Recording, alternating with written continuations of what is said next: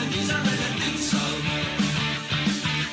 Turning Japanese, I think I'm turning Japanese, I really think so. Turning Japanese, I think I'm turning Japanese, I really think so. Turning Japanese, I think I'm turning Japanese, I really think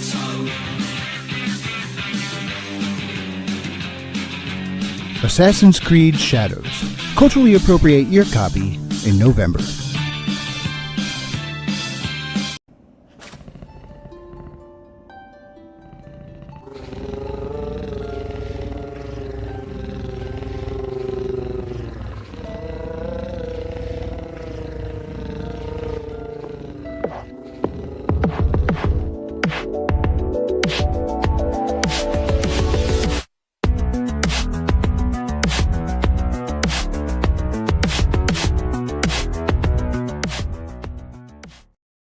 Greetings, salutations, and other big words. My name's Ethan. My handle is Wrangler.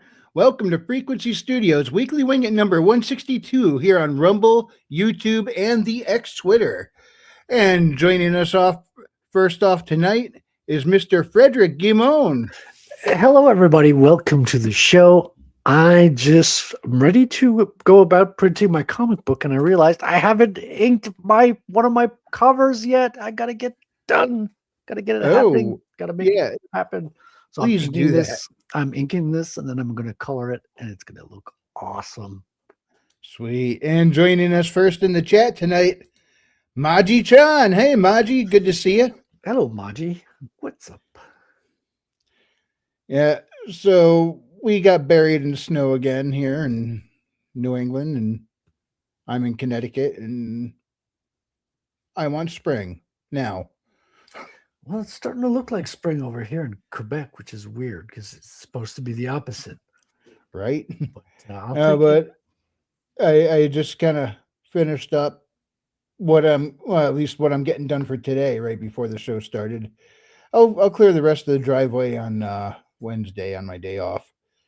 But yeah, so here we are now doing the show, and I'm wiped out from shoveling snow. So forgive me if I'm not so high energy as usual. Well, I'm never really the highest of energy, but hey, might be a little on the sluggish side. So feeling a little flattened out, I thought maybe we could talk about what makes a good flat character arc. A good flat character arc. You know how a lot of character arcs, you have the hero's journey. By the end of the story, they've grown, they've changed in some way. Yeah, absolutely. Like I mean, I kind of have a flat character arc with my character in the comic. So this is going to be an interesting one, I think. So he's pretty much the same guy at the end as he is at the beginning?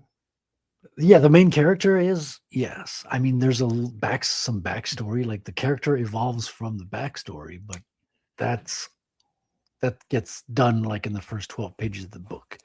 Yeah. But what I was thinking is what makes a story compelling? How do you do a good flat character arc? It's not something I've ever really given any thought to be honest. Because in all my everything I've done so far, I've tried to have at least one character show growth and change and evolve or move in a direction. Well, you still have growth. It's just not happening on the main character. I think it's about the secondary character. You know, like if you think of it as a TV show, because a lot of TV shows are flat character arcs, right? Yeah, like NCIS. Gibbs is pretty much the same guy at the end of the series as he was at the beginning, and he's the main character. Exactly. It's the guest actors, right? The characters, the one-shot characters within the episode, they're the ones that are having the change. They're the ones that have the reveal. They're the ones that are getting developed, and I think that's the way to go. The world as well. The world can revolve around, can develop around them. So I think that's the story, because you can't have everything be flat. Because there's some things got to grab your interest and keep you hooked for the next scene, and then the next scene, and the next scene. Yeah, because like I said, I haven't given much thought to it until in one of the Discord chats the other night, I was mentioning the Mummy, and somebody said, "Well, that's a good flat character arc," and that kind of perked my ears up a bit. I didn't mention it at the time. I'm like, How I love that movie. I don't know that any of the characters really changed by the end. I mean, some got dead, but I mean, other than that, I don't know what character had any actual growth, but it was still just freaking awesome. So, what is it that like makes a story compelling when none of the characters are really changing, or is it more of focus on their creative ways of dealing with oddball situations or difficult circumstances? Yeah, exactly. Like something's going to happen to them. Something's going to be Yeah. kept What prevents it from just being a series of and then this happened, then that happened, then that happened? You know, well, how do you have a good story without it just being a series of and thens? you got to ask questions. You got to like raise questions that you don't answer for a little while and keep people hooked. Keep A people bit of a mystery more. element then. Yeah. Yeah, for sure. Like a lot of them private eye pulps, the character didn't change. It was more just unraveling. It was more Well, it's trying to solve what happened. well, before you solve what happened, you have a client, right? So the client's going to be the interesting character. The client's going to have a reveal. So you don't know who that client is when they first come into the, detective's office in the old detective noir stereotypical story. Woman in red comes in, and who is this woman? Is she all that she seems, or is she hiding something? What is this Yeah. dame got up her skirt? Speaking of a good flat character arc, Gentlemen, we can rebuild him. We have the technology. Better, stronger, faster. the bionic hedge. What's up, Herman? Well, I don't quite know how to take that. You're a flat hedge, Herman. It means you're well trimmed. Take that as a compliment. Take it this way. You once said to me that Hal Cedric pretty much is who he's going to be throughout the whole series of your books. So Pretty I much, yeah. figure you're probably good for this discussion we've started right now about flat character arcs. Yeah. Not every character needs to have an arc. Well, thank you for clearing that up. Ladies and gentlemen, we've solved it. Great. I'll see you guys Thanks next for week. coming on. Yeah. We solved that one pretty.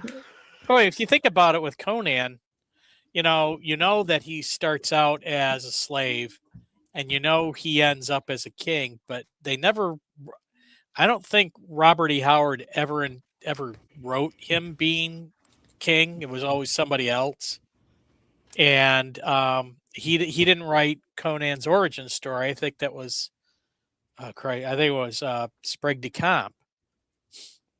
And so, I mean, he was just a guy wandering different places, killing things and destroying sorcerers and hating magic. And so, he didn't have to have an arc. And yet people love him. Yeah, they do.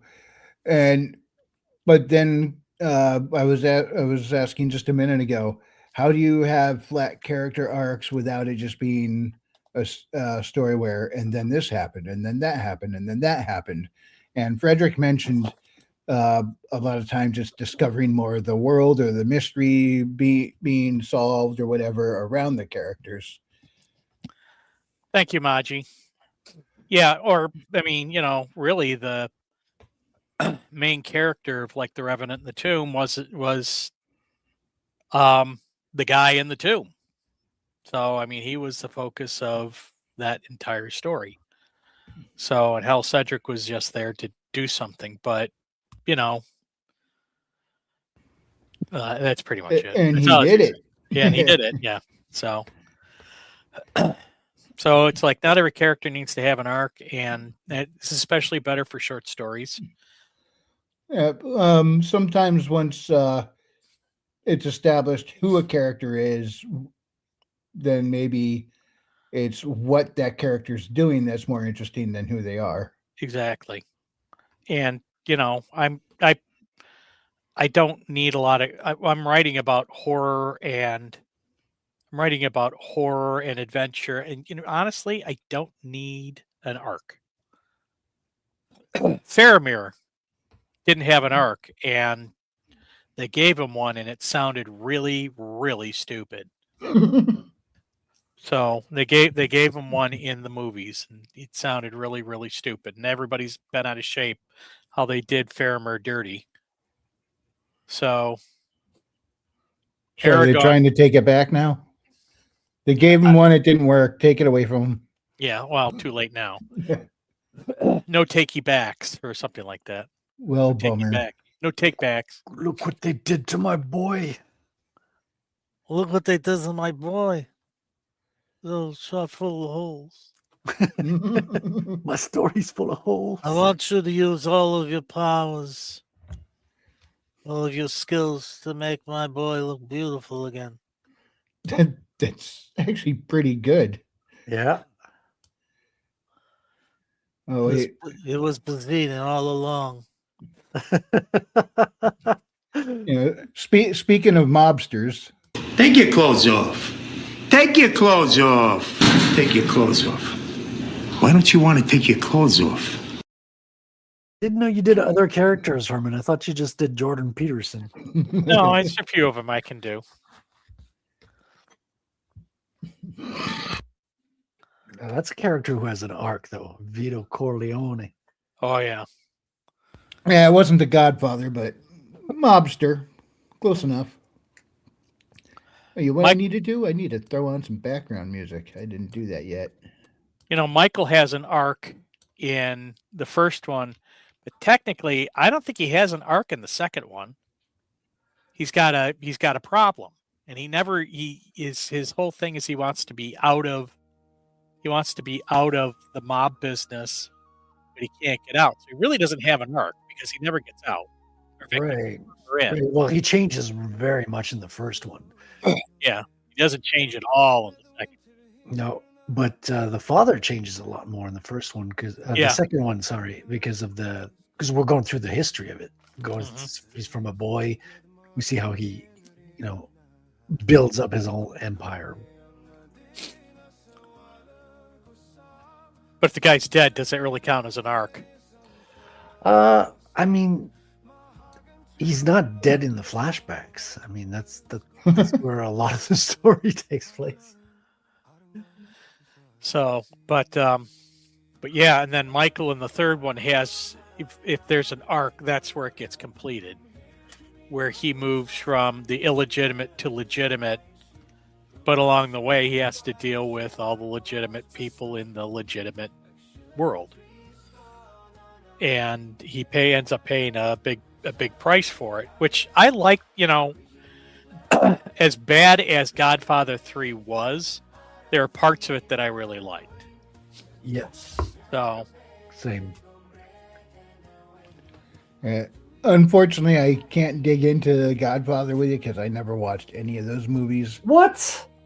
Kick him off. Oh wait, it's your show. Okay, you're lucky.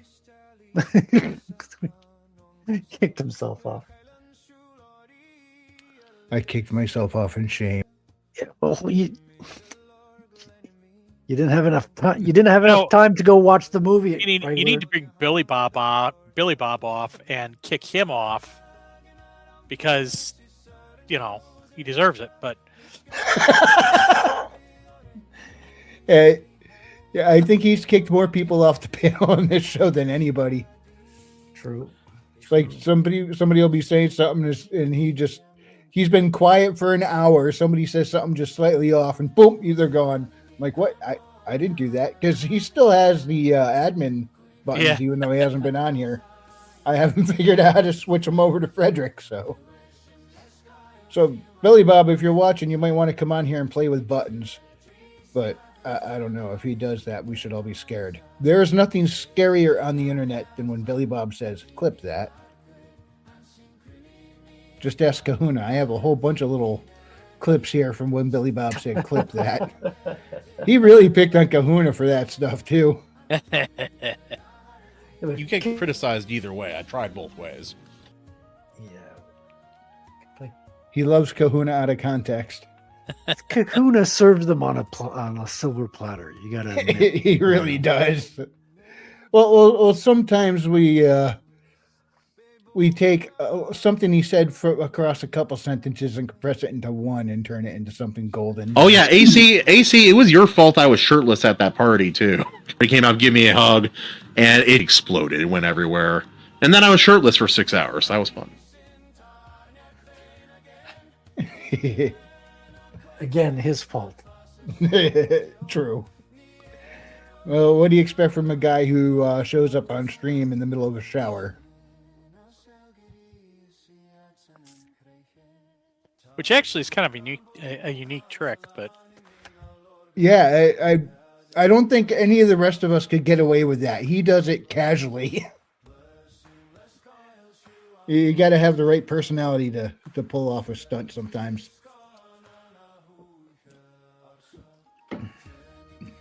So Herman, what are you working on lately? well, I've been reviewing the Revenant, or not the Revenant, the next book.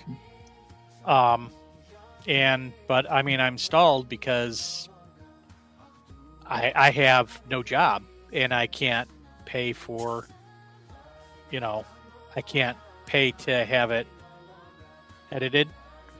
Oh, yeah. So thinking about doing a Kickstarter, but I've never done a Kickstarter before and I'm not sure. Oh yeah, that would make sense. You could totally Yeah. do that. You have, you have enough of a backlog in the following to do that. I think. Yep. Yeah, So because I think, like, for example, RH Snow, she's got a whole storefront on Fund My Comic, doesn't she? I don't know. My So, problem. I mean, my I problem. guess we can do that stuff, but My we problem typically is I need to have like about a $5,000, a $5,000, maybe $6,000, funding goal. I don't know if I'll get that. Be my first time. What's the odds of hitting like $6,000 or $7,000 on your first time out? First Well, time. I got- especially for a prose novel, prose novels typically aren't crowdfunded. Yeah, but it's not your first, and you've got a good story as well. Like you're kind of like you lost your job and your health is. Sounds bad saying it like this, that you got a bad story because your health is bad. But I mean, people are sympathetic to that. It's not like you're like, I don't want to work or I just want to do my. You're in a situation where you need the help, you need the funding, Mhm. and you also, it's not your first book. You've got something to show for yourself as well. So I got $4,000 on my first campaign, so it's not undoable. It's not unfeasible. Hmm. You just Well, gotta, I should point out I have a pus bag on my leg, so well, you should give rewards in relation to you should have like pus rewards.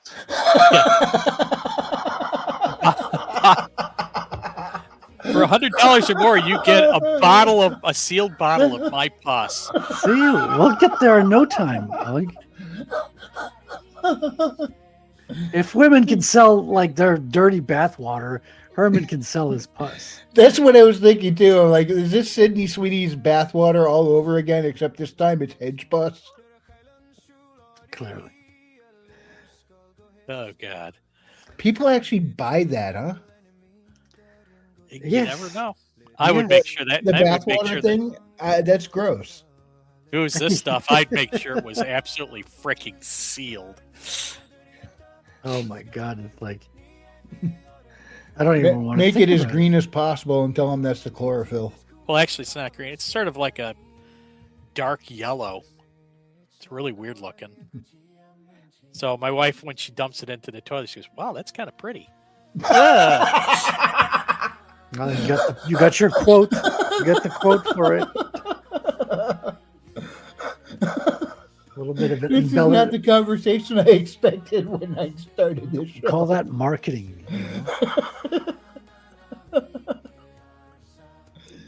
Oh, your pus is so pretty. Yeah, well, let me know if you need any help or pointers. Like I just did my first one back in September. I went for 3 months, which is a bit long, to be honest. I would do shorter. But the thing is, you got to do the rounds on the podcast, right? You got to get around. You got to. Yeah, well, got to put That- out. That's the difficult part. I mean, there's not a lot of podcasts I'll be able to go on, and I guarantee you there's not going to be a lot of response to it. So I don't know. That's kind of where I'm sort of stumped. I see. Well, So- Royce is would be the first stop.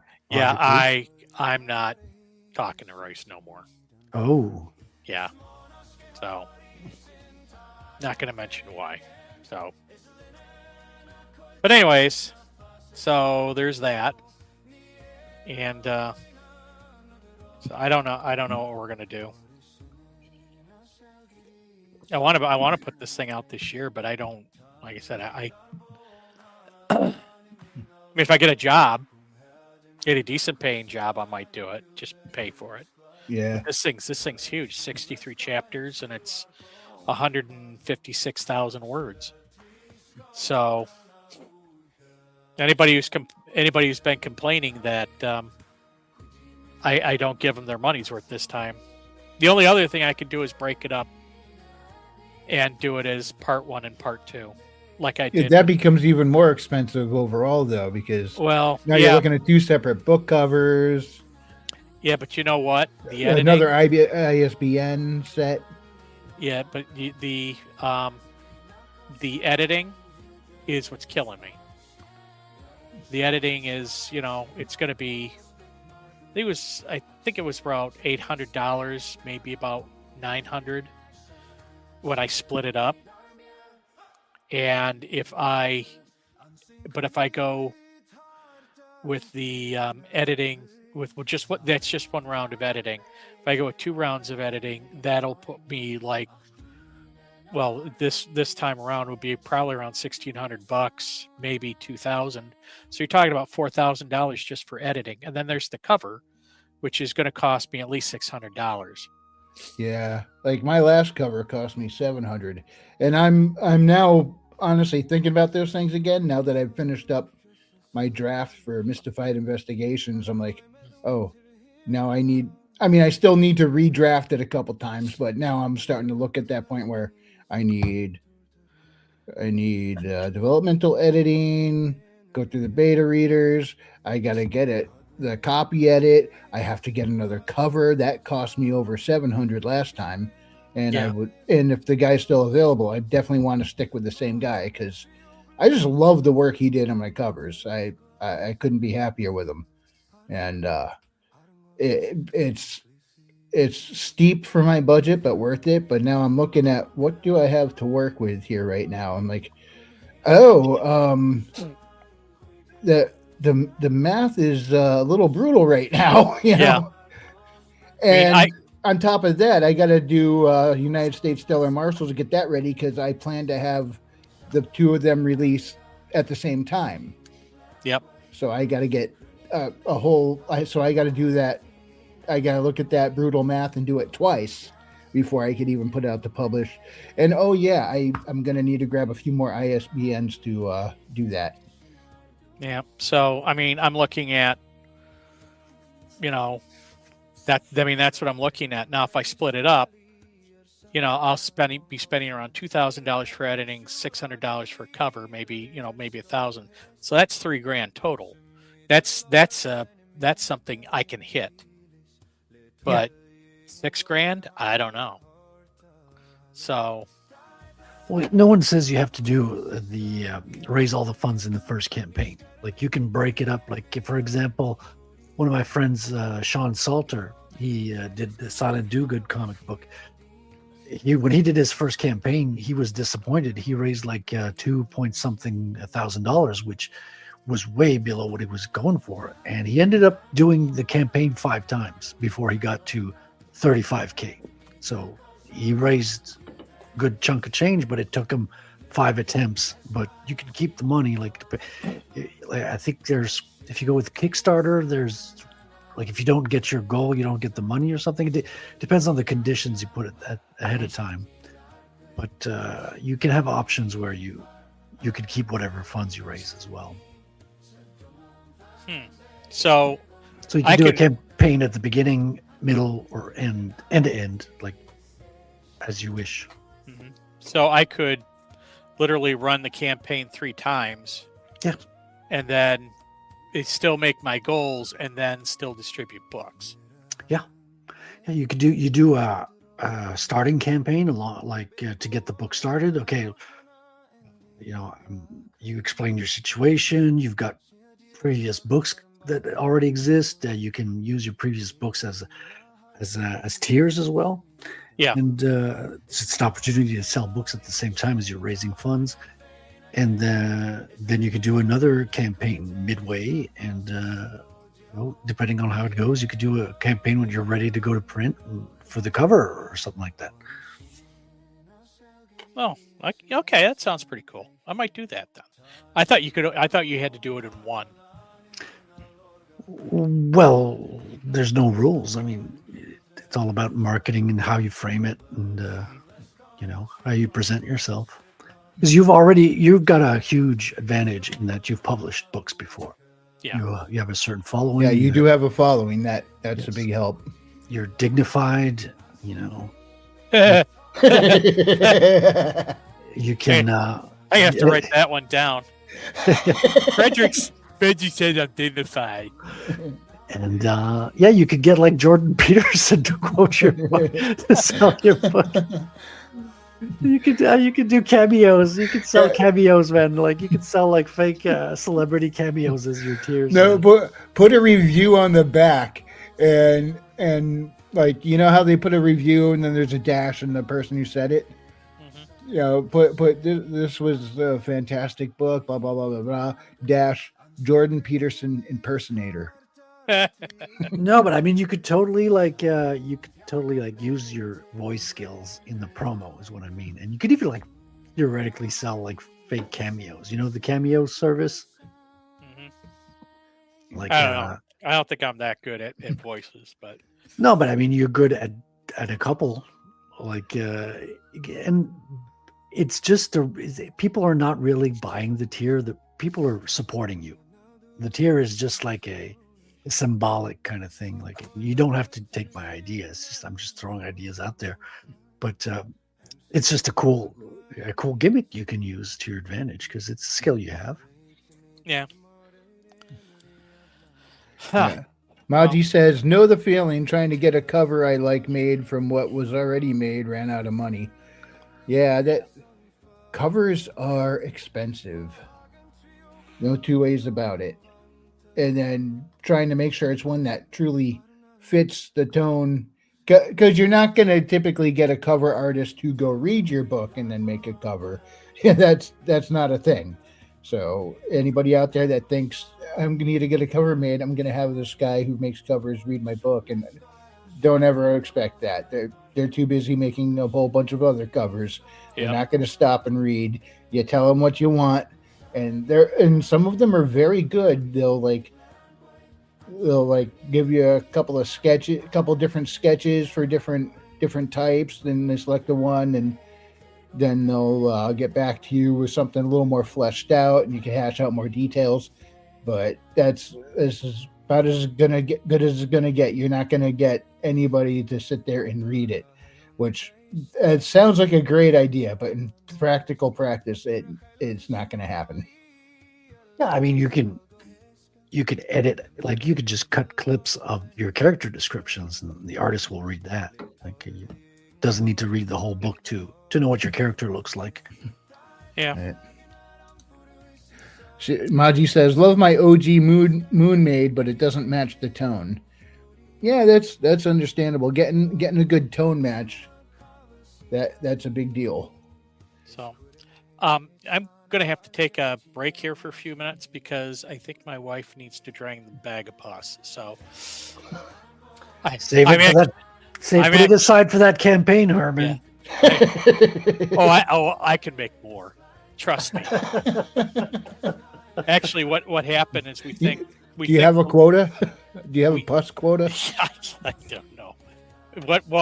When we came home initially, we were only getting like about a very small amount out of the bag, but we started getting like the sediment in there. It was red. It was really kind of gross.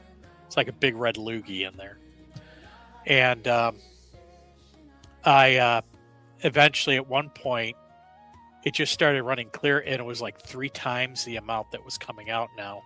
So we think that there was some junk in that space that was clogging up the line. Oh, so you increased efficiency and production all at once, dude. Yes. That's awesome. I'm glad you're doing better. Yeah, that could actually be a stretch goal. You either for one you get the clear pus, and then for the next one you get the cloudy pus. Now you're thinking marketing. I like it, Harmon. I think you're on a good. You're Next on a good stretch roll. goal, you get the glow in the dark pus. All right. I'll be right back. All right, Alrighty. man. See you later.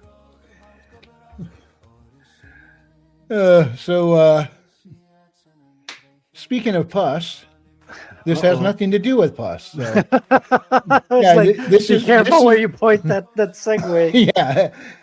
Speaking of pus, here's something that has absolutely nothing to do with pus. Yeah, so here's the Frederick tagged me today on the X Twitter, and I have. it was a video game trailer, and this looks kind of interesting. So It's I got figured, that screw it. Metroidvania 2D gameplay style that I've been seeing you play a lot. So I'm thought of you instantly. Yeah. Oh, by the way, I'm gonna just switch over for a minute here. Oh, and drop the background music when you play the trailer. Oh yeah. Thank you for reminding me. I'm going to kill that right now. Kill it with fire. And hiya! Hey, It's dead. So long. Dead air. There we go. No, no, but before we watch that, just a little something funny. I'm all about the Metroidvanias. Everybody knows that. And then after here, let me just switch over to this tab for a minute. You know, we went over Belmont's Curse here. Yep. You know, Previously speaking of on Wakely Wing Metroidvanias, It. yeah, and then I find this. Is this game relevant to you? This game doesn't look like other things you've played in the past. As such, we don't have much information on whether or not you might be interested in it. Really? Huh. Let's see. I mean, your games that you play are literally called Metroidvanias. Metroidvania. Yeah, where do you think the term comes from?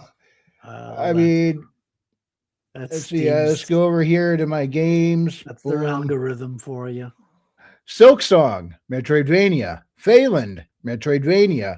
Yars Rising, Metroidvania. Oh, Super Roboy, Metroidvania. Lone Fungus, Metroidvania. So is Sundered, Castlevania Metroidvania. so is Castlevania not considered a Metroidvania? That could be it. I mean, they might be too good to call themselves Metroidvania because they're the OG Castlevania. I just thought that was so weird. It is. It's like holds half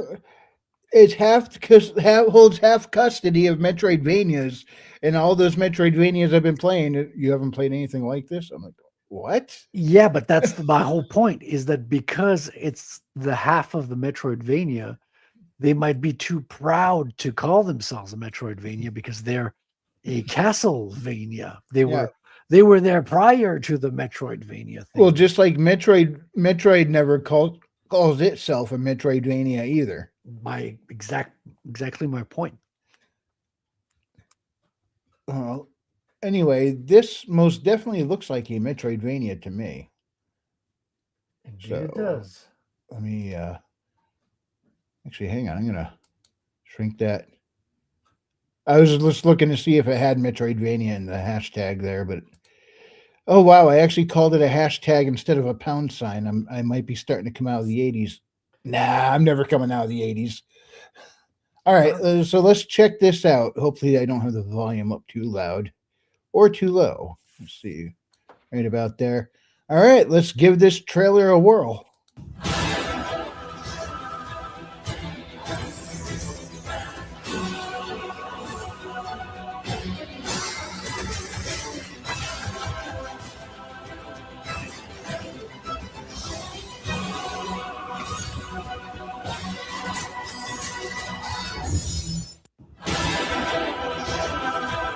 All right, so that's all we got so far. Let me shrink this down. That was cool. All right. Hell Reaper. So someone this is by Awesome Games Studio. Somebody asked for this game, so we're making it as requested. Well, it looks like a cat. Like it reminds me of a Diablo Castlevania. Yeah, a few spots kind of set my mind on Sundered a bit, but with more power ups. I don't know that one. Sundered. But then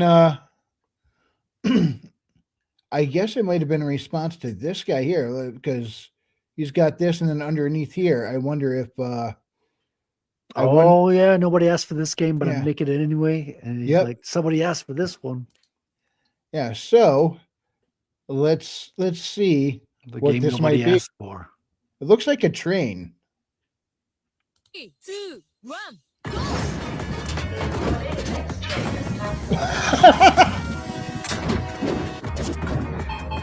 Is this like a skateboard game Yes. but with a train? Yes, it is.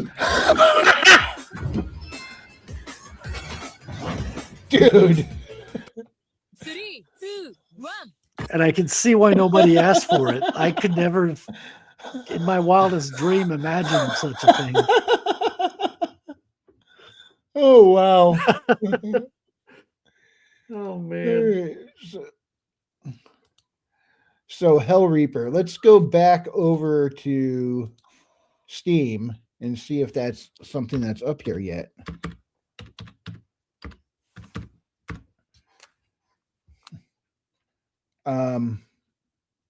I guess not. All right, it was worth a try. Well, something else I found over on the X Twitter, happened across it myself, is this one is a Metroidvania because it was in the pound signs, and it's called The Sister's Journey. So I figure we'll check out this trailer. Ready? Ready. Let's rock. I'm online, dear.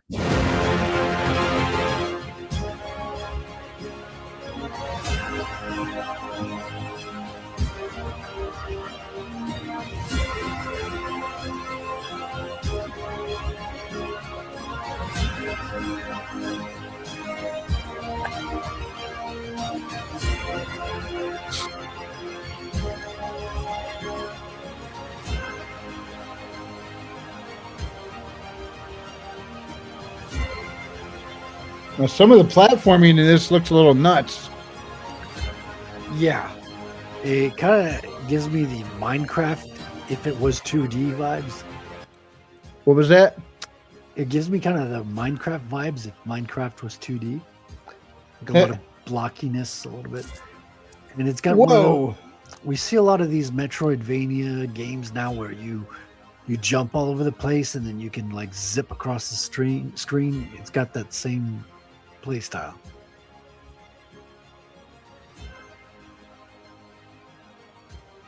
Yeah, you see some of those blocks that zoom across the screen you got to dodge.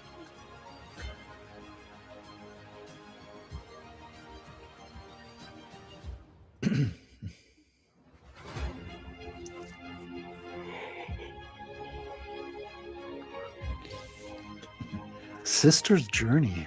Yeah, the storyline is she was supposed to meet up with her sister and something happened and now she's searching for her. That's coming out 3 years ago. So is it already out or is it did they I don't know. Let's see. No, it says I think that might have been a typo because it says over here release date 2026. Yeah, or it might have been delayed for 3 years. That could be as well. Yeah, there's one thing that bugs me, and it's nothing against the creators here, but the main character's name is Violet. And after the Fourth Wing and Morning Glory Milking Farm, where both the characters are my named God. Violet and in first Oh, person God. for this romanticy crap, I see the name Violet and I cringe. Yeah. Do you have to fight a Minotaur in this one? Or do That you would just be hilarious. Or do you just make out with it? Well, I was, you know how I do that I'd read through the Bible, the chronological Bible. So by the end of a year, it's sectioned off. It goes in chronological order. By the time you're done, you've read the whole Bible in a year. I'm in Leviticus right now, and it was saying the laws and the laws. It actually directly addresses women shall not be intimate with a beast. And I'm like, oh, Morning Glory milking farm was a problem back then too. Yeah.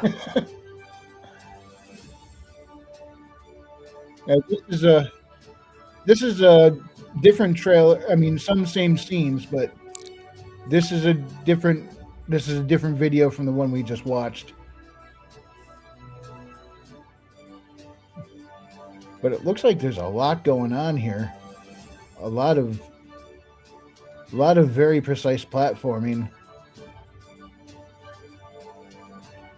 Yeah. And many deaths. It's not the kind of Boom. play style that really gets me going. Yeah, I don't mind some I don't mind some platforming challenges, but this looks it's like it's heavily focused on the platforming challenges. Yeah, it's like the levels are a bit of a puzzle and a skill challenge as well. Yeah, which if you like to explore the world, because there is a focus on exploration as well. If you like to explore the world when it's that tough as nails just to traverse, it kind of does discourage the exploration a bit.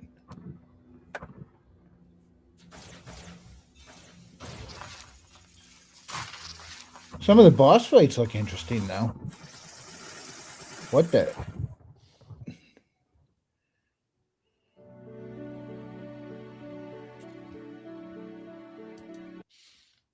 All right. Let's see. Yeah, that one's not for me. I'm going to skip that one. Yeah, difficulty. You'll find many obstacles in your path, and not all of them can be blasted to bits. Treacherous traps, environmental hazards await or behind every corner, and your precise movement and decisive quick actions might be the only way to save you from certain death. A sister's journey is designed to be challenging experience at its core, but brutally trying to ensure that your death counter will rise up and quickly, but always in a fair and beatable way. Learn, adapt, and master its trials, and if you remain steadfast, that delightful, rewarding feeling of accomplishment will be sure to accompany you throughout the game. If you're simply looking for a more relaxed experience, though, and just want to focus more on enjoying the story and exploring the world, A Sister's Journey got you covered. The game will feature a special spiritual guidance mode, which you could turn on anytime. Spiritual guidance. Yeah, doing so will allow you to enable various helpful boons, giving you a much easier time in many different ways, be it while battling enemies, evading traps, or during platforming, and allowing you to enjoy the game at a much more relaxed pace while still providing a meaningful challenge. That's a strange way to describe the game. Yeah. I mean, I don't, yeah, look at that. I don't mind some difficult platforming here and there, but it looks like the whole game is just chock full of it. Yeah. And it did address it here. Like, I like a lot of the exploration, but, and a little bit of difficult platforming here and there. But when the whole game is the equivalent of Hollow Knight's Path of Pain, no thanks. Now, so this looks like it's got some potential. Yeah, I like aesthetic games. Like if it's super hard and it doesn't look that good, I'm likely to skip it. Let's just say. Yeah. Hail, James. Hey, James, what's up? Hello, friends. Just made it back to the bunker. Ran outside for some quick sustenance. Hi, James. Hello, friends. Life continuously being hunted down because you're a sandwich continues. Hey, have a good night, Maji. Thanks for hanging out with us. Although she posted that 10 minutes ago, so she might already have. Yeah, but you can hear it on the replay. Good night, Maji. So what I miss? Well, Oh. I just had my pus bag drained. What else did I miss?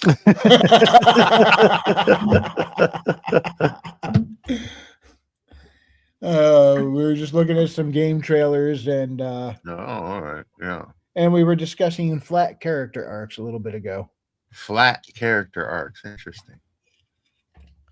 Yeah, because not all characters have an arc. No, of course not.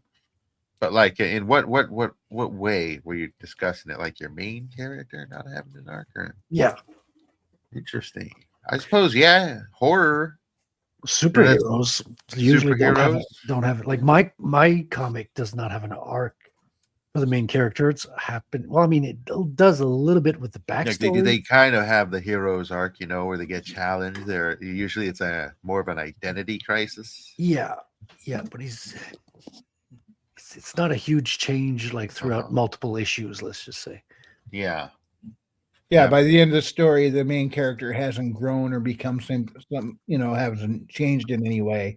Well, maybe the What first he's issue. done. Yeah, It's kind of like Spider-Man, right? Well, like Spider-Man. the first arc. Yeah, Spider-Man changes a lot in Amazing Spider-Man, Amazing Fantasy number 15. But then in every other Spider-Man issue, it's almost like a sitcom, right? It's like the character is pretty much the same at the end of the show as he was in the beginning, but the world around him has changed. Like the villains will have an arc, and the relationship with the villains and the world will kind of grow. But he remains like steadfast. Like he's like He's he's sort the- of like he's the like, Rock. In an episodic, he would be the I guess you'd say the Rock. He'd be that element that sort of resets everything back to zero. Yeah, exactly. Like he's the character that you love to go on the journey with. It's like Yeah. one of the examples we laid out was kind of like those noir detective tales, right? Uh-huh. Where you never really see a whole evolution of the detective in those stories. It's way more about who the client is, unveiling the mystery, and discovering the current mystery, finding out more about the client, those kinds of things. Yeah. The pulps. Yeah, I pointed to Gibbs of NCIS. He at the end of his time in the series, he was the exact same character that he was at the beginning of the series. He never changed. It's like Conan is always Conan. See, guys, see what I told you? I mean, Yeah, that's Howard is exactly the- who Herman pointed to when he Howard came on. is the easiest one to point to for those characters, really. Like I guess you could also go to Lester Dent with what's his name, the Man of Bronze. His name's escaping me, but like Doc Conan. Savage. Doc Savage is Yeah. another good one, but he's very much like the superhero blueprint.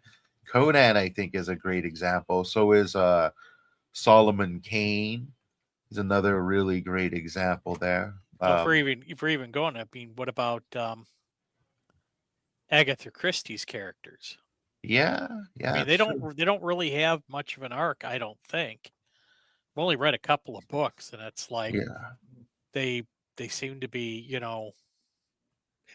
basically it's like Jessica Fletcher from Murder, She Wrote. It's just the same person. Yeah. They're kind of archetypical. I hear. Like I've never read one of her novels, but They're very cozy You- mystery. She created the entire genre. You keep it all. Yeah, but you're the French dude. You'll be able to pronounce it. Yeah, I French. have to read it. I can't make anything out of your. I thought you were having a stroke there. Yeah. Again. I don't need any more problems than I already No, have. I don't wish it on you either. Don't try to speak French, Herman. Leave that to me. Yeah, those are great characters for exploring worlds. Usually, you need a interesting villain. That's where all your characters sort of pours into a lot of the time. For the pulps, anyways, Yeah, well, for it's the the same pulp. with the comics. Like, that's always, especially when you're talking about heroes. What makes a great hero is the villain. Like, you have to have something. and situation as well. But mostly the villain. Like a lot of the times, it's a unique villain or a unique obstacle. Having to, being forced to team up with particular villains or individuals your character doesn't trust? Yeah, like I got a Batman book where he has to team him up with the Joker. Or this book that I purchased today, we're going to be reviewing tomorrow. Ooh. The super special one. I don't know if I should give away the title actually, or nah, I'll hold on to it. I want to give it away on the camera. That sounds good. Yeah, we're going Yeah, to be keep going to an interesting comic book tomorrow. That's cool. Yes, it is a perfect example of your character without an arc, but in a bad way. Oh, it's not a good read. You didn't enjoy this one? We'll find out tomorrow. We'll find Or out. is a Stay tuned. Stay tuned for more sandwich talk. So you said when you first came in, you were grabbing a bite to eat. What do sandwiches eat? Smaller Oh. sandwiches. Oh, we eat a ton of stuff. Mainly, it's not really eating. What we do is we just nom nom nom nom, and then our interior sandwich filling gets filled. So we eat, tomatoes, lettuce, condiments, yums, various types of meats, and then preferred deli, of course, sliced. And then the old stuff gets ejected out. We poo that out. And then the new stuff gets filled in, and that's how we stay fresh. Bacon? Yeah, you can do bacon. Would Any sort of sandwich. would you say you have good taste? I mean, that's what other people say. At least they would, but they got to catch me. They can catch I like the gingerbread man. It was on my feet, though I have none. Well, They're invisible, probably. I think it's the lettuce, actually. That spare lettuce at the bottom of my feet. Yeah. what is this? Just something I thought of when Herman tried to mention something French. This is a cutaway from Family Guy, something to do no. with France. Righteous. Sirens sound like gay guys having a threesome.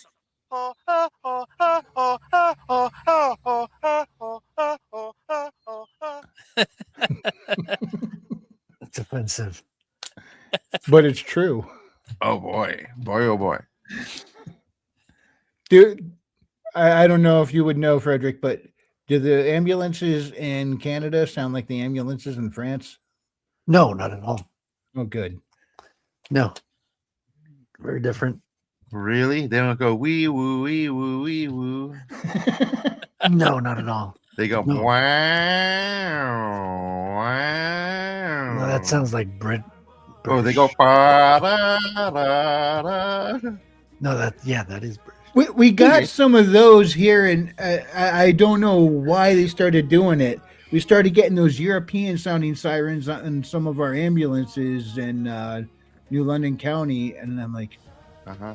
wait, The Chinese. are we gonna start driving on the wrong side of the road soon too? What's going on here? I mean, a lot of women do that already here. yeah, that's true. Yeah. I'm surprised by the number of accidents that we have here from people going the wrong way in the street. It seems like wherever you start to have mediums between,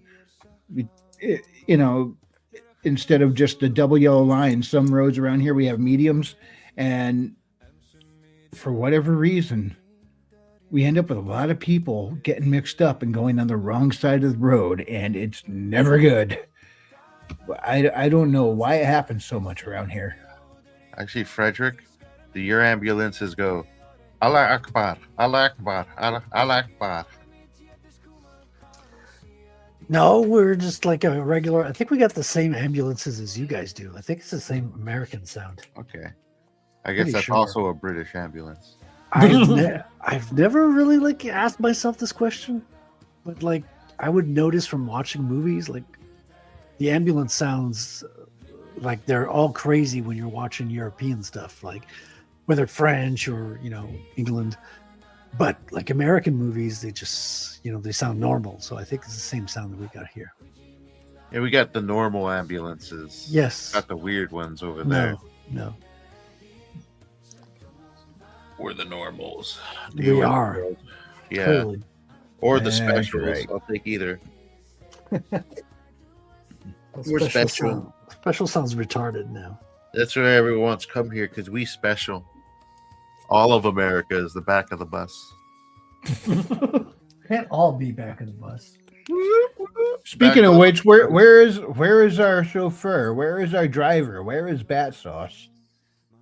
I don't know. He goes all over the place in the short bus. I don't know. Where's my ride? I He's see got- him from time to time, but not as often as we used to. You get a job? I have no idea. Probably got a job. See, this is the problem with the youth these days. They're going out there trying to find all this work when they should be at home making comic books. Yeah, I know, right? Fool. It's a real moneymaker. Well, you know, it's passion. Speaking of which, Sold over look 100. at that cover. I've sold over 100 books, Awesome. discounting one to 99 cents and advertising the crap out of it. Where'd you advertise it? Like on Facebook Marketplace? Facebook. Yeah, Yeah. Facebook. No, not in the marketplace, just ads. Just ads. Yeah. I actually use their AI. It works. You'd be surprised. I tried to make a Facebook account and they wanted me to scan my face to go on there. I'm like, no. Well, if you have a business, in order to do Intuit, you have to do that as well now. Which Yeah. I'm not too upset about that. Well, it messed up what I was trying to do because I went on there with the intention of making profiles for the main characters in my books. So I was going to make a profile for Haley, for Elizabeth, for Sabrina, for the Marshalls. Because I remember the movie Cloverfield? Yeah. They did that with all the main characters. They made Facebook profiles for all the characters, and they were commenting as the characters on there. I'm like, I'm going to do that with my characters. And then it says scan your face. I'm like, well, I guess I can't do this then. So I was like, I guess a lot of things you used to be able to do, you can't do anymore. Which sucks. Thanks, But, Obama. but yeah, you got to do that if you've got, like I just got my business taxes. I just finished my business taxes. I think it was yesterday.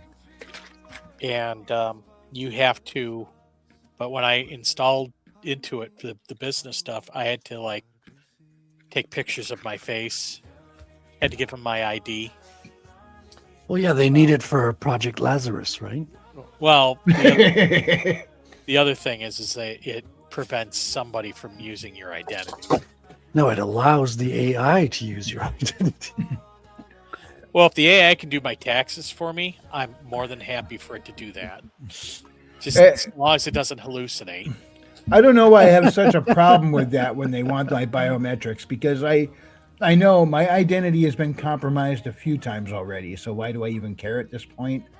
I mean, pictures of my fraudsters have pictures of my driver's license and stuff already. That's gone all over through whatever their network is. So it's like, what have I got left to lose? But I don't know. I still don't want to give them face scans.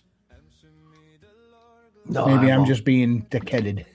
I the only reason I still use Facebook is as messenger to a handful of people that I can't contact elsewhere. But other than that, I never go on Facebook. I think I go on once every 3 months or 2 months now. It's crazy. I go on Facebook quite a bit. Like I said, the ads seem to be working very well, which I'm kind of shocked. There's like two major advertising platforms that I use. The first one was Facebook, and the second one was BookBub. And BookBub didn't do diddly squat. You know, they're one of the ones where it's like this is the home base for anybody who wants to buy a book for 99 cents, and it didn't do squat. But on Facebook, I use their AI stuff, and I did it as a fluke. Actually, I boosted a post, Hmm. and I was getting sales left and right. So, Awesome. at least for me, I mean, some guys, they get like 1,000 a month on 99 cents, and I get a tenth of that. But yeah, but I'm picking up readers. So Legit nice. I went Yeah. from, I think I went from 88 followers on Amazon to 92 thus far. So that's usually the indicator of a dedicated reader. Sweet. I hear TikTok is really big for selling books, but I don't have a TikTok and have no plans of going on there. But I've been told Book Talk is huge, but every time I hear about Book Talk on YouTube, they're talking about this romantasy garbage, and I'm like, no. Yeah, I hear you. By the way, I've noticed a trend. I don't know if you guys notice on the YouTube commercials, there's like these, I think it's called Pocket FM, but it's all these stories, and it's always somebody getting special powers or going to a school to learn special powers. And it's always in first person and in some kind of being bullied. The main character is always being bullied. I'm like, are we stuck in a Harry Potter inspired series of first person stories now? I mean, Harry Potter wasn't even first person. Sounds but like all these X-Men. things, huh? Sounds like X-Men a little bit, like going to the school to learn superpowers.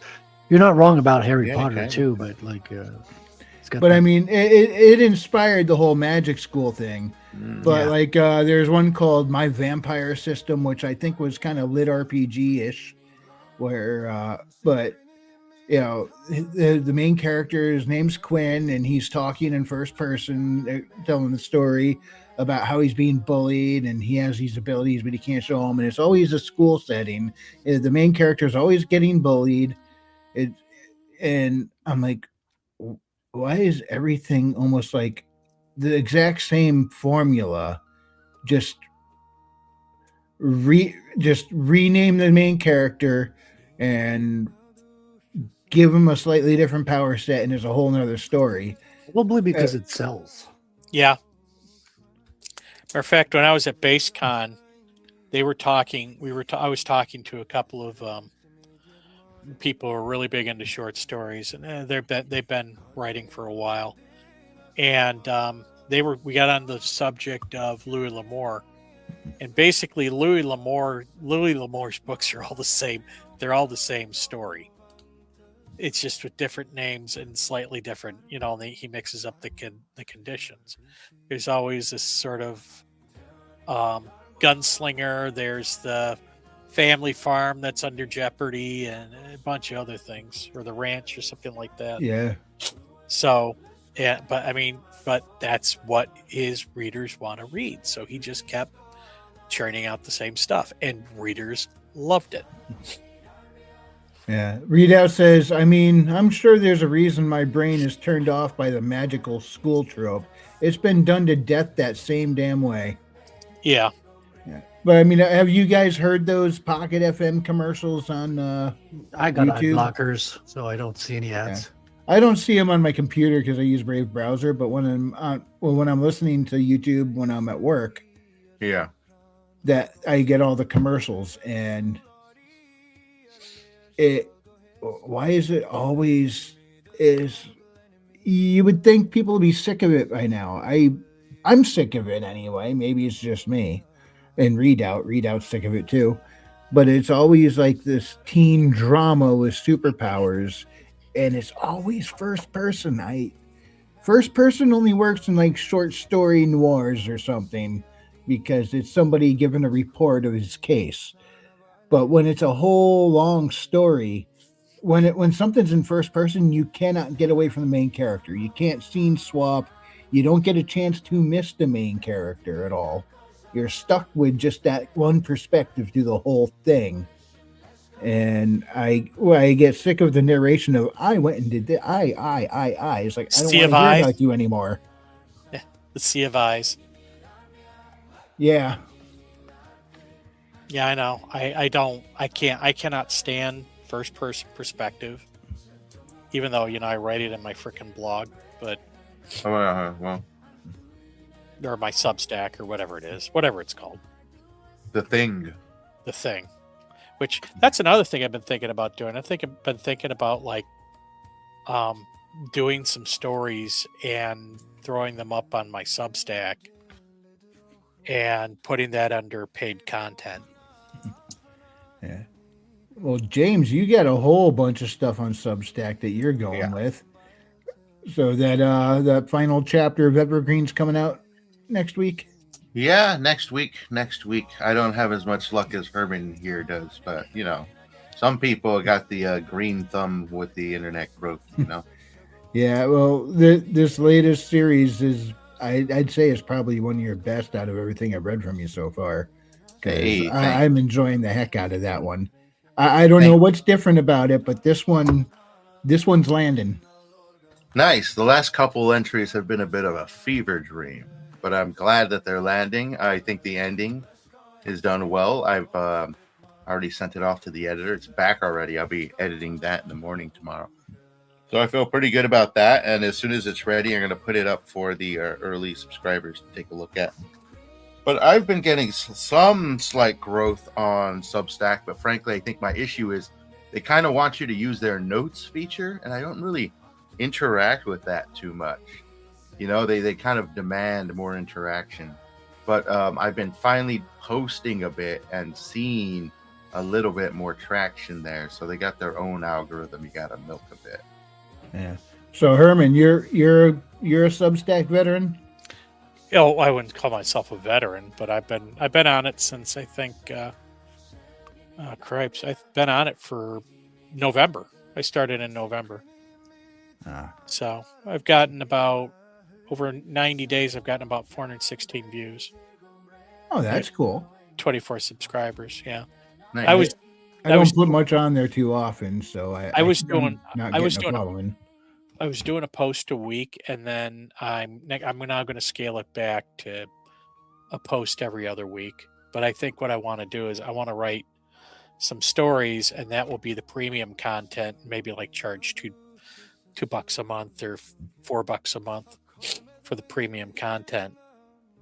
So 4 times 12 was $48. So I could theoretically write 2 small books for that. Yeah. Now the navigation on Substack seems to be a little different than what I'm used to. But and that's my fault because I haven't been over there really learning it all that much. No, but you mentioned the notes, James. I'm not sure. That's basically like their version of Twitter posts. Yeah. They want you to Twitter post over there. They want us to go all Twitter-pated? Yeah. It's got its own sort of baity community thing going on there. Let's look at, okay, that's my own page here. Let's go home. Okay. So I would expect, okay, yeah. Oh, that's kind of cool. But anyway, now they do have see better. They have much, well, at least in my content feed, it's much more literary. They do have some people posting political stuff, but it's usually just the people you follow. And but they got some decent essays up there that you can listen to as you browse. Yeah, I was expecting to just see a bunch of links to everybody's the stories they've posted. I didn't realize they were doing the whole social media thing here. Oh yeah, people doing everything there. They're sharing random things. It's mostly photos. What I noticed, a lot of photos, a lot of reviews, a lot of essays. A lot of updates. So if I want to see what they're posting for stories, I have to go to their pages then. Like, let's take John A. Douglas here. John A. Okay, so it's under posts that we see his actual writing, I think. believe that's the one. Yeah, should be anyways. Which reads? Oh, that's the stuff that he's reading. Yeah, those are. Okay. That's more of like the. So people you activity is follow. more the social media stuff, and post would be what he's writing. Yeah, and read is basically the people you're following, and then you can subscribe to them because they have the option for subscription, paid subscription. Okay, where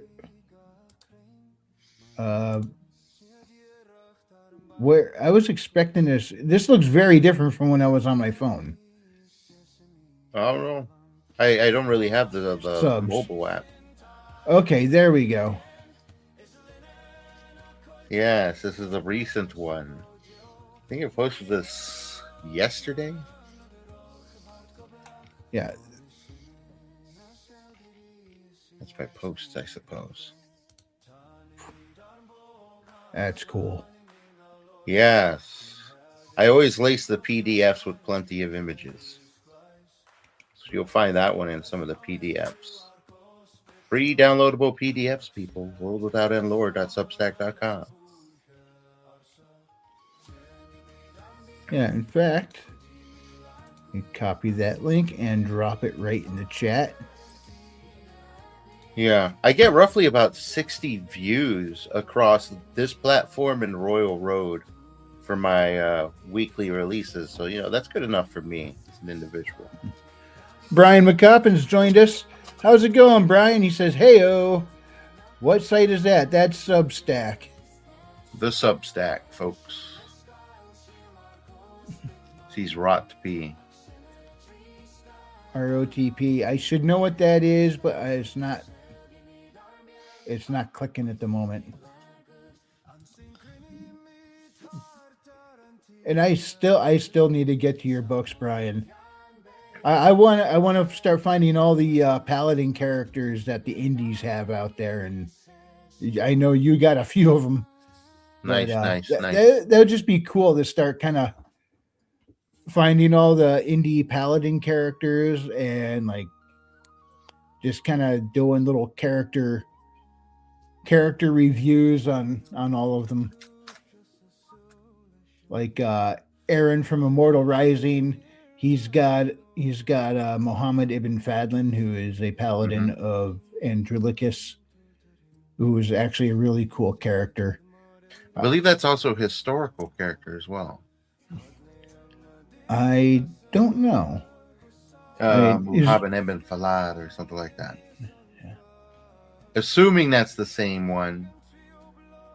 Maybe try to get him a little legend going there. He was if you've seen the movie The 13th Warrior, that was Antonio Banderas' character.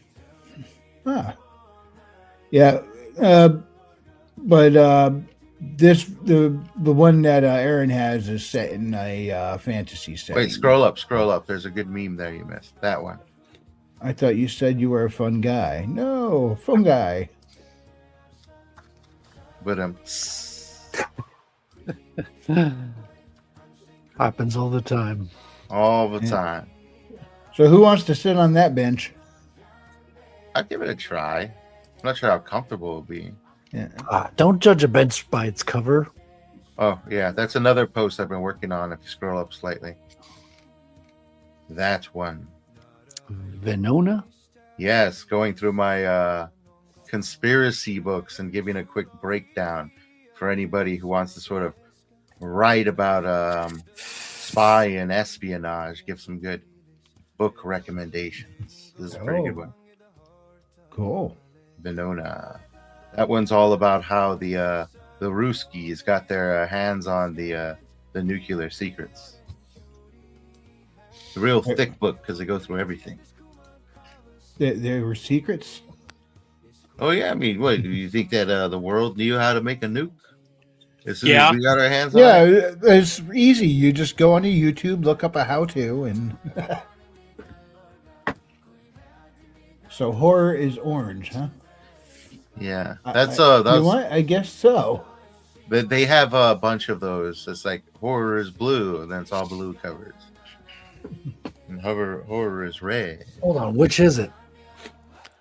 Well, it's to make you want to share and post it again. So you got to recycle the same theme Sounds like they can't make up their minds. The world we live in. And, so Frederick, I'll leave it up to you. Do you want to see the book we're going to review today or wait until tomorrow's day? Nah, surprise us tomorrow. I think it's going to gonna be say, interesting okay. if you got a reveal. Yeah. Yes, it's going to be a good review. Yeah, because We're all going to have a lot to say. I don't know who else is going to be on. I'll send the link out to some people. So it's always fun to see other people's reactions to these comics too. Yeah, that's for sure. This one's going to be a banger. Going to have fun. Cool. Yes, sir. Banger. This one's going to have probably a higher rating than last week, I'm assuming. Maybe. Yeah, it probably is. We tore something up last week. That was brutal. Total destruction. That's the gimmick of a comic book review we're doing on Frederick's channel. If it's too low, if it's below 4.5, I am going to tear it live on air. 4.5 out of 100,000, right? Well, 400.5 thousand. That out of is 100,000. quite the scale. Out of a million. The range, you got to remember, we have the most accurate grading system ever, which is negative 100,000 to 1 million. And we do count decibels. Did you say decimals or decibels? Both. Why not? We'll throw it in there. We're very inclusive. The real kind of inclusive. Oh, no. That's right. We got the black guy next and the KKK member up in here. It says math. What's that? Math. Well, that's the whole premise of the Black Riding Hood. Is you got a black like werewolf hunter and the KKK, and they team up because the KKK also want to kill the werewolf. Oh, is that on Comics awesome. Gator? Yes, it is, and it's also funding on Fund My Comic currently by John Malin. John Malin is like listed as listed as the best writer. So people really appreciate his writing. I ordered number 1 and 2.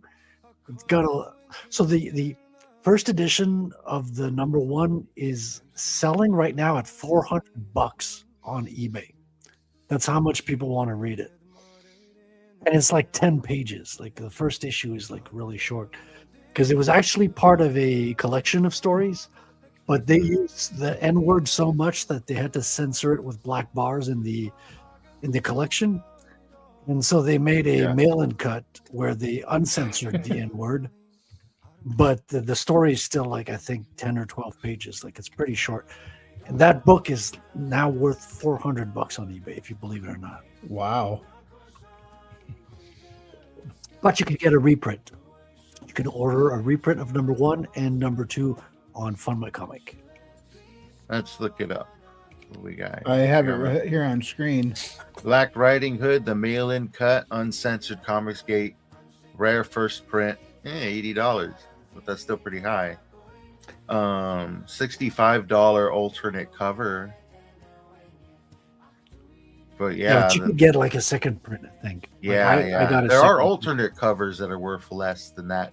Yeah. One, but they're alts, so this is all. I didn't realize I was on sharing the wrong tab. There we go. No, it's because the Comics Gator opens up in another tab. I'm thinking of maybe like opening up in the same tab because a lot of it happens on stream. So, I'm thinking about that.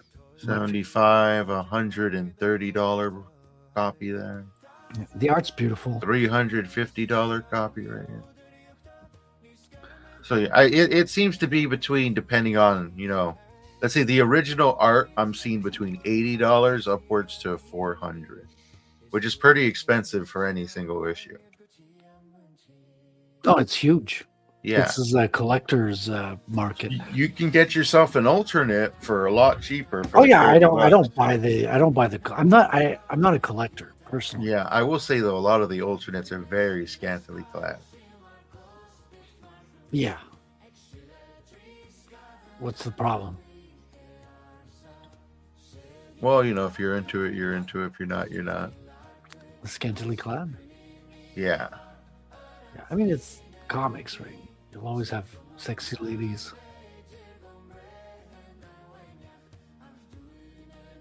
Actually, you know what? Taking a look at this is a different comic produced by the same guy with a Red Riding Hood cover. What? Yeah, it's called Power Hour. Never heard Not of the that. most original name. Power Hour. No, speaking of books, I have a first edition, first print copy in the mail. Gonna be here next month around the 15th of W.D.M. Bell's Adventures or Wanderings of an Elephant Hunter. Oh, which is- you already talked about this book. Yes, but I had a reprint, which took me forever to hunt down, and I had a modern version, and I had to get the reprint because the other version I got was like $9.99. It had maybe 18 of the 177 images that are in Yeah. the original print. And then the next one you got was like made in China, kind of. It was in India. It was from India. It was printed down there from an original copy, so that way it has all the original images in it. But now in But it's the got some mail, editing issues, though, right? yes, some light editing issues. But now in the mail, I have an official, bona fide, first edition, first print, and this book. First print. First print, a bona fide. All right, this book was printed in 1923. All right, so I've been saving up for this for a little while. Let's put it that way. When it gets here, we're going to take a look at the official images printed on page in the year 1923, boys. 177 images, which are photographs as well as original sketches from the author / hunter himself. What did you pay for it, if you don't mind my asking? $293. Okay. It was the cheapest one. Well, Yeah. the cheapest one with photos I could view, and the interior was in good condition. Right.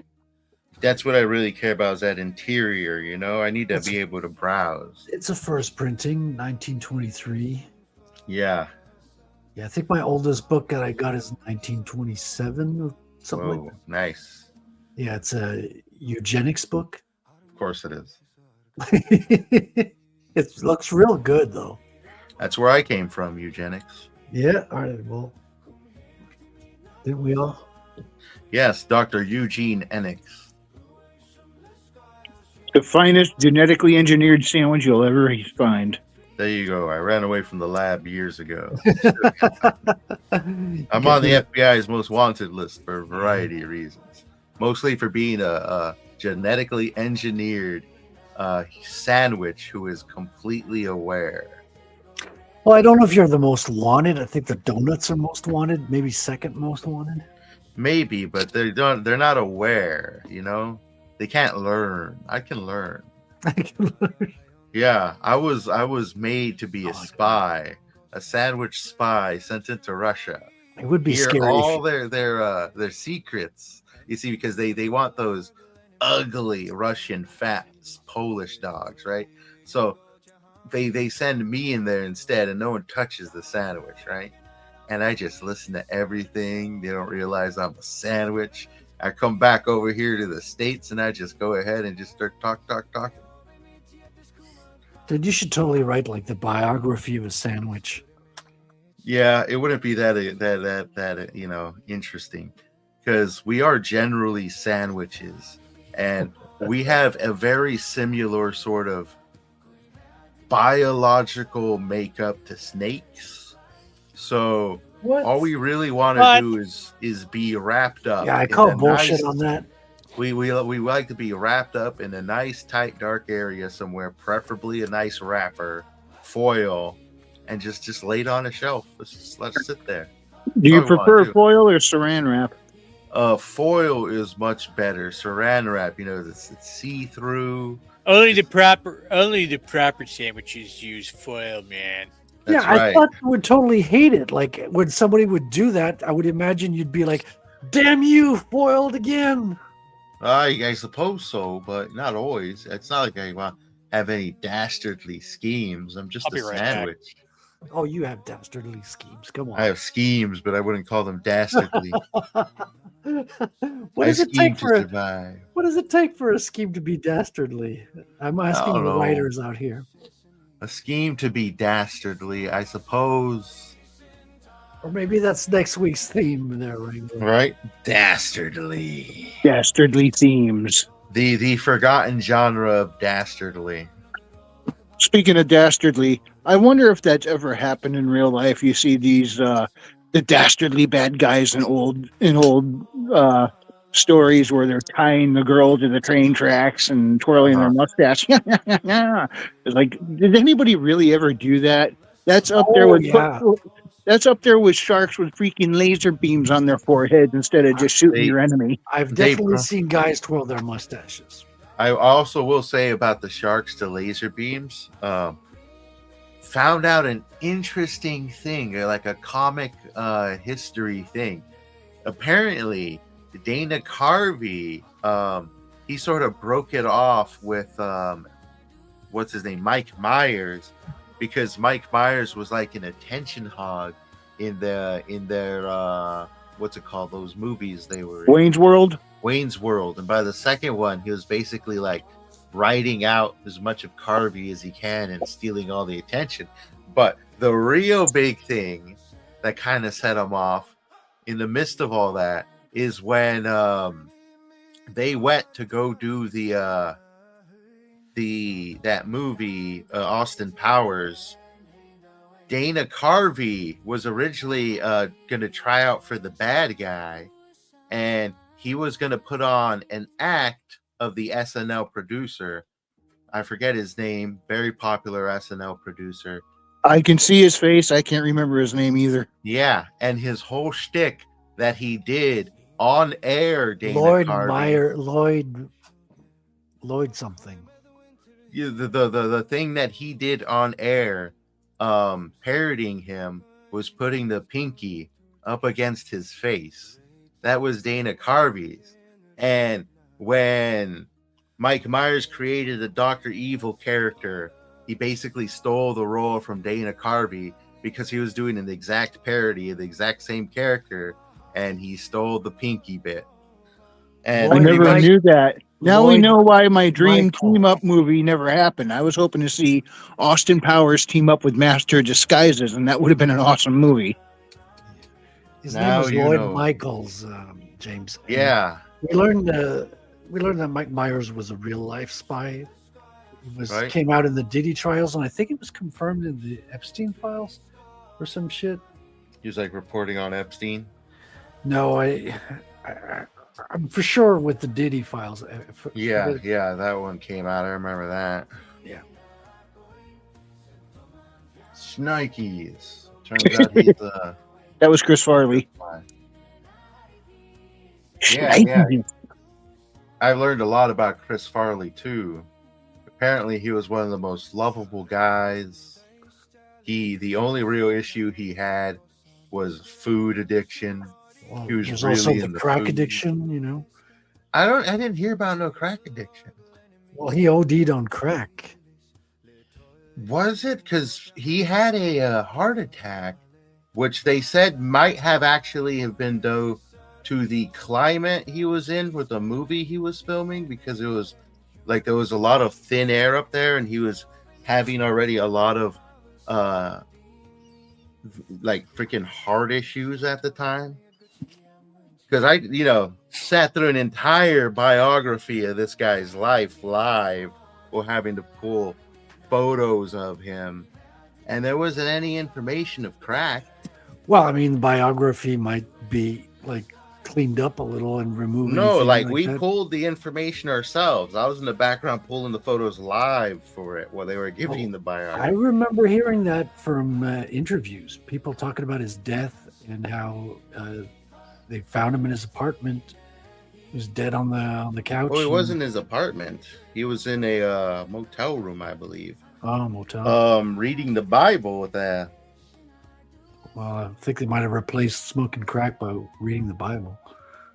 Or somebody, vice versa. Because I may be wrong, but I recall hearing a version of like it. a lot of them were like that, but he was notoriously clean. Really? Yes, he was a conservative gentleman that was notoriously clean. That primarily had food issues, a lot of food issues. I can believe that. The one who is a really big drug addict. Well, that's actually a lot of them, but like Carlson, he was always on weed. He was a Carson? smoker. Not Johnny Carson. No, the other one, Carlson. Everyone's favorite comedian. Forget George Carlin. There you go, Carlin. Carlin. Yeah, he was always a stoner. He was like high 24/7. Oh yeah. His Um, family was like they were like he'd have joints in the house. Yes, Like, John his- Belushi obviously was one of the worst. Well, Andy Dick is Andy Dick. Oh, no, yeah, that's like another he's a huge fiend. Like he's currently Yeah, it's a big like one actually. homeless, and he's the cause for one of the other comedians to Yes, to have died. Like one of the beloved. not was- necessarily a cause. He introduced him to. Well, a secondhand cause. Yeah, he introduced him to cocaine, which killed No, him. no. It's not him. It's his wife. His So, wife. You're right. his wife Oh, was a Hartman. Phil Yeah. Hartman. Bill Hartman's wife Phil was Hartman. Yes. a coke fiend as well, yes. and she then had been off of it, and Andy got her back on, and she subsequently killed him. Yes. Killed her husband. Yes, and I think it was Dan Aykroyd. No, it wasn't Dan Aykroyd. It was John Lovett. Kicked his ass over that, like right in the middle of a freaking club. Straight up kicked his Oh ass. wow! Yeah. And that's if I'm thinking of the right guy, John Lovett's kicking someone's ass. Just yeah. that You don't doesn't picture sound it. like something you would see every day. You don't picture John Lovett kicking ass. Yeah, got well, that Andy baby Dick's like a despicable character. Like Yes. he's totally let himself hit Yeah. rock bottom with no interest in getting out. Yeah. A lot of them were definitely messing with a lot of drugs back then. Aykroyd, super duper high On all the what? time. On weed? On a lot of stuff. He was doing like acid, PCP.